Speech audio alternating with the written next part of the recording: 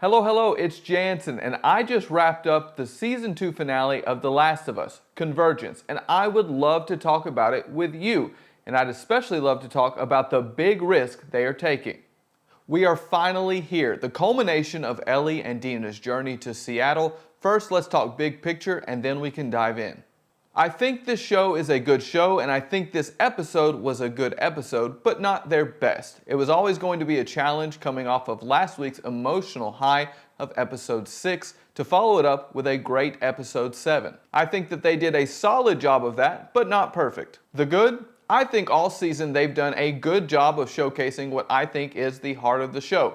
That cycle of vengeance, that cycle of revenge that never stops until someone stops it. How far will someone go? How many people will they lose? This is a question that the creators of the game harped on. They're harping on it in this episode and this season, and I think they've done a good job of conveying it in both this episode and this season. Abby's revenge caused the death of Joel, which caused Ellie to go to Seattle, which caused Mel, Owen, and Nora's death, which caused the death of Jessie, and so on and so forth until eternity, it seems.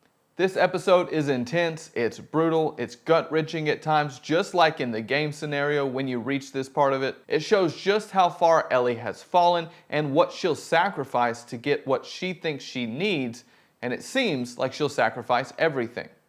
That brings me to the point that I think this puts us in an interesting position with Ellie, and I think we're supposed to feel conflicted about her actions. The creators actually said in the after the episode portion that this isn't a show about good people and bad people or about heroes and villains. This is just a show about people. And people do good things, some people do bad things, some people do both, but how do we as an audience react to that?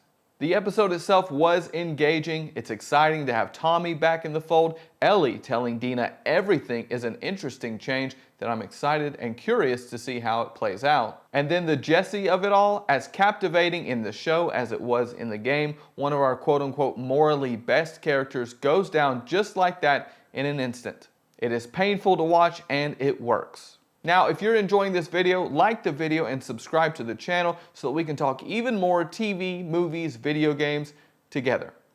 Back to it. That is all the good. Now to my one critique. And I wouldn't even say it's an actual critique. It's just a big risk. And to their credit, they took the exact same risk in the video game, and I personally think it paid off, but a lot of the internet would disagree with me. At the end of the episode, Abby shows up. And what an entrance, by the way. She has her conversation with Ellie, and then bang, cut to black.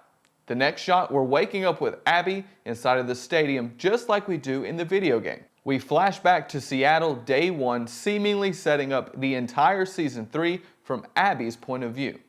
Again, this is exactly what they did in the game, and it was exhilarating to watch it play out on TV. I'm just curious how the logistical differences between playing a game and watching TV will affect this, and that is the risk I'm talking about. In the game world, I can jump right in and continue playing as Abby, maybe even speed through those parts if I don't like them, but I can always continue to go or stop at my own pace. However, the logistics of TV, we've ended on a cliffhanger, starting Abby's story, and now you're asking me to wait 2 to 3 years to pick it back up again. For me, as someone who has played the game, that's probably okay. But for your regular TV viewer who doesn't know the story and doesn't know exactly what happened, it was probably a little jarring in the first place to watch the finale, but then you're going to ask them to wait 2 or 3 years to watch a POV of a character that we don't know. Do they like it? Do they not like? Do they hate? It's just a big risk. I do think it's interesting. I personally think it's a great story to tell, and I also admire the ambition. When's another time that we switched POVs halfway through a show to a character that so far we've led you to hate? I just wonder if people will still have an appetite for Abby's story in what, 2027, 2028? Maybe they will. I could be wrong. And also, to their credit, I don't think the creators much care. They're out to tell the story that they want to tell, and you gotta respect that. I am once again a Bella defender. I think they're giving a great performance that takes a lot of nuance. They're having to go through a lot of ranges of emotion in a short amount of time, and I think they're doing that very successfully. And to the critiques that they're making Ellie unlikable, I would say I don't think that's true. I think they're making Ellie a person who at times is selfish, a person who at times makes mistakes, just like Abby. Two sides of the same coin. So for the finale, 3.5 stars. Good, but not amazing. I just wish we could start the next part of the story even sooner. What did you think? Let me know in the comments and we'll talk soon.